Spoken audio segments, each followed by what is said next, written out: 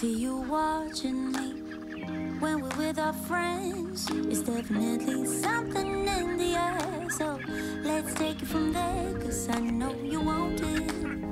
Afraid to let it show. And I know you need it. I thought about that too. Why don't we let it grow, grow, grow? So it's been 6 weeks that these Welsh Harlequin ducks have been in this broody box, and now it's time for them to graduate into their home. Now we got to get them used to being in their home, so we're going to keep them in their new duck coop for about 3 days. We're still going to be able to feed them and water them, so that way they know that that is their new home. And then they'll be able to free range and be out in the pasture. Later on, we're going to be able to put them around the pond that we have out in the back, so that way they can get used to being out on the pond and foraging and stuff. Watching Mike from Fit Farmer, I think we found out a system. He basically doesn't feed them in the morning, only during the evening time when it's time to come back into the pen. We'll probably try that in week 8 time frame though, but we're going to keep them in the pen so they know their boundaries. But I'm pretty excited about getting them out of here, because we got about up to here of a whole bunch of chips that they've been walking on and peeing in. And now after raising chickens and turkeys and ducks and having them in this brooder, my opinion is the ducks grow the fastest, and they are the messiest of all of them. Very messy. I mean, even the turkeys, we had 20 turkeys, and these 10 ducks did what 20 turkeys done. These are very cold hardy, very heat tolerant. They're great foragers, and they are excellent egg layers, and you can also use them for meat. However, we're not going to use them for meat. We think we might have unless we have more than 2 drakes.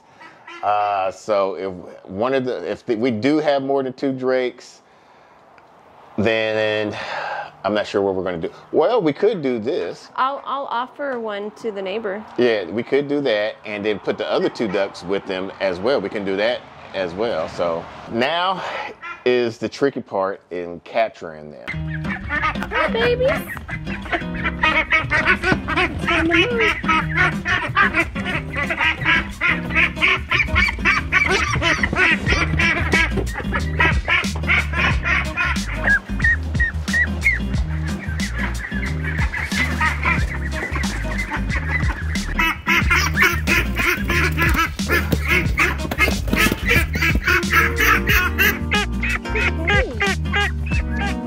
Okay, baby. There you go.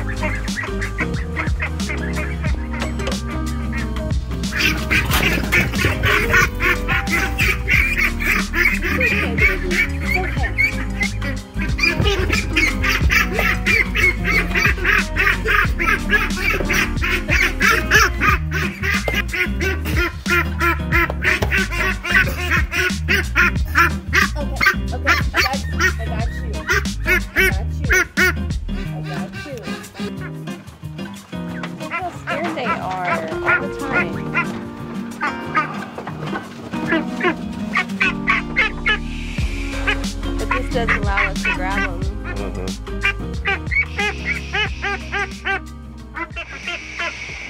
So before we put them into this coop, we wanted to set up a camera like we normally do, just to keep an eye on our animals. And luckily we did, because when we went away for our Christmas vacation, we found that one of the ducks got inside and couldn't get out of the water hole. We saw on our Ring camera that one of the ducks was in the watering bowl and was not getting out. It was odd. I kept checking and it wasn't getting out.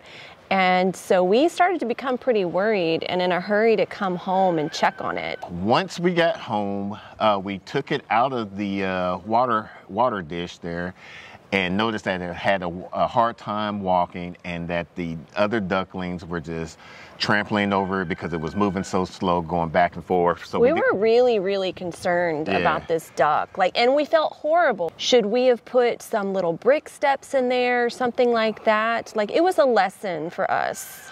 So we decided to take it inside to nurture it and nurse it back to health, see if we could nurse it back to health.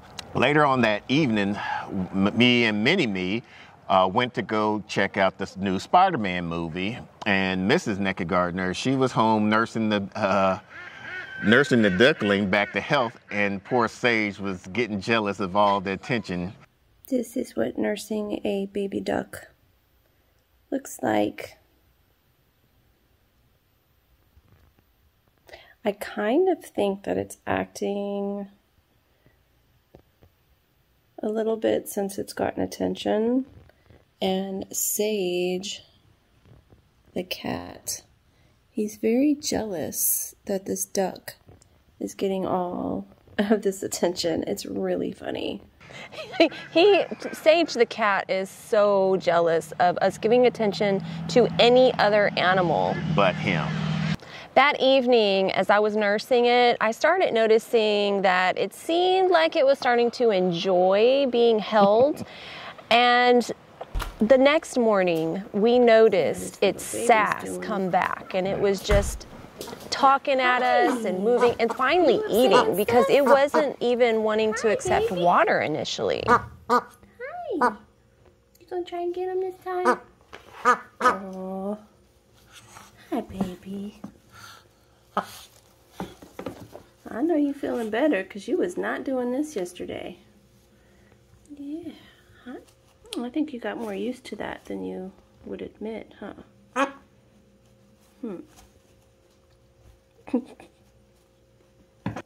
Sage. He's so jealous of this duck in here. So this little duck had so much energy, and we knew it was safe to go ahead and return it to the group. We wish that we would have put a band on its leg, because now we can't tell the difference, and we really wish that we did know which one it was. Now there is one, like after we feed it little snacks throughout the day, that it will come up towards us like, hey, thank you for taking care of me, and then it go back to this other friends there. It would be nice to know if that was the one. So that's a regret for us, not banding it.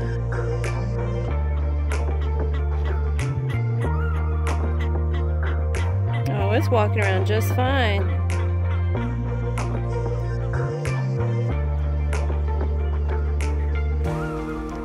It's like, where's my friends?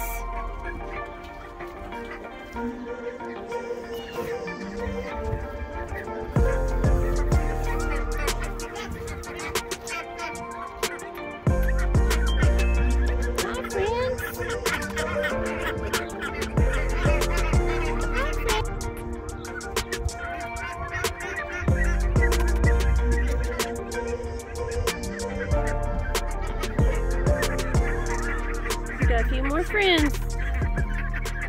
Oh, there we go. So we installed the automatic door opener on our duck coop, similar to the one that we did with the chicken coop, and that will allow us on the weekends or where we don't feel like coming out when it's cold or too hot, they can come out on their own. However, they were having a hard time going out of the door the first few days. It took them 3 days to finally venture out the door by itself. Yeah. By themselves. So now that they're freely going out when the door opens, now the hard part is getting them inside when it's time to go in for the evening. Now, our friend Morgan at the Goatshaw Farm, he learned from Jack Spirko that he goes, I'll just go, all ducks go to bed. And he trained them to a certain time and puts food in their hutch or their little coop, and that lets them know that, hey, when he says that, it's time to go inside and eat. So we've been trying that the last 2 weeks now. Yeah, and I mean, one of the things that we are doing is that they're not getting their food until in the evening. Mm-hmm. We are putting their food in there in the evening. We're putting their water bowls in the evening. We give them plenty of water and just let them forage all throughout the day. Every now and then I give them a snack because that's something that we do with our animals. But at the end of the day, we just basically try to round them up just like Morgan. All ducks go to bed. We cannot get them to go up the ramp voluntarily. And I think one of the issues is with this coop, it's a little bit higher than normal coops, so that could be an issue. I'm going to eventually probably put a fence around the ramp, so that way that kind of helps focus them on that ramp. And then who knows what else I'm going to do to modify the duck coop. If you have any other suggestions, let us know in the comments below.